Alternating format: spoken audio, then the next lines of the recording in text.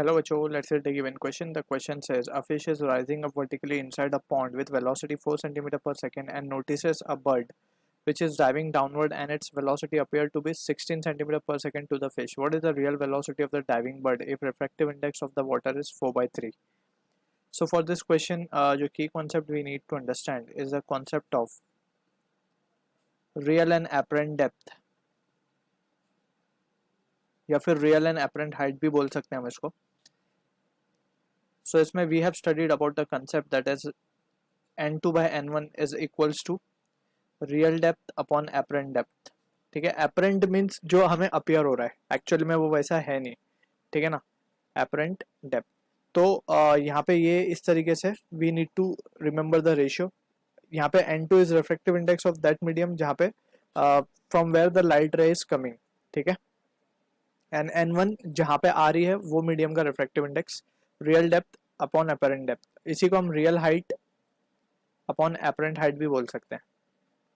ठीक है, अब यही एक्सप्रेशन को यूज करके will try to analyse the situation. अगर हम यहाँ पे लेट्स सपोज रियल हाइट और अपरेंट हाइट को अगर हम कुछ नोटेशन देते हैं h2 और h1, सो और प्रिसाइजली इसको हम बोल देते हैं ha, HR and apparent and that will be equals to n2 by n1. इसको differentiate कर लेंगे तो we will be getting velocity of real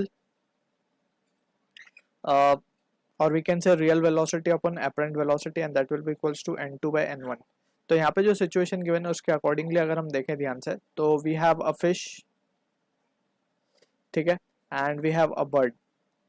अब bird जो है appear हो रही है fish को नीचे आती हुई, ठीक है, with velocity 16 centimeter per second. So this is an apparent velocity that has been given.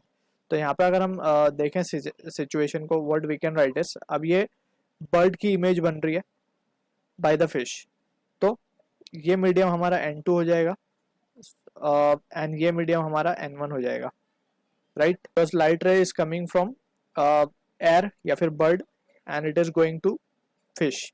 So n2 की जगह वी विल सब्स्टिट्यूट 1 और इसकी जगह विल सब्स्टिट्यूट 4/3 क्योंकि इसका 4/3 गिवन है हमें, ये 1 है.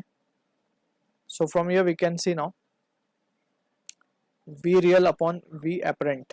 सो v रियल को लेट्स हम v बोल देते हैं तो it will be 4/3v and that will be equals to this. So this is, let's say this is our expression number 1. अब ये हमें apparent velocity मिल गई. Now we have been given के velocity of bird with respect to fish. इसको हम क्या लिख सकते हैं, velocity of bird minus velocity of fish. relative velocity से हम लिख सकते हैं इसको.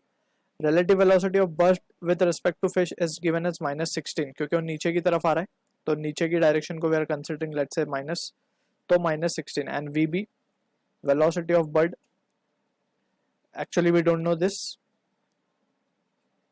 velocity of fish की अगर हम बात करें so it is moving up, तो ये हो जाएगा 4.